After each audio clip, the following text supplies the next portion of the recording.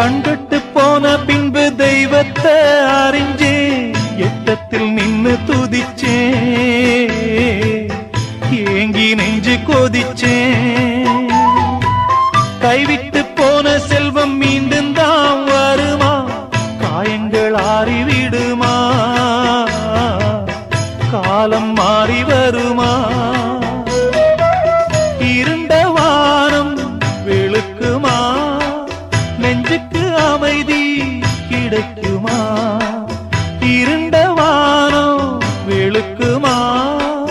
நெஞ்சுக்கு அமைதி கிடைக்குமா அம்மாடி என்ன செய்ய மன்னிக்கணும் என்னத்தான் யார்கிட்ட சொல்லி அழுவேன்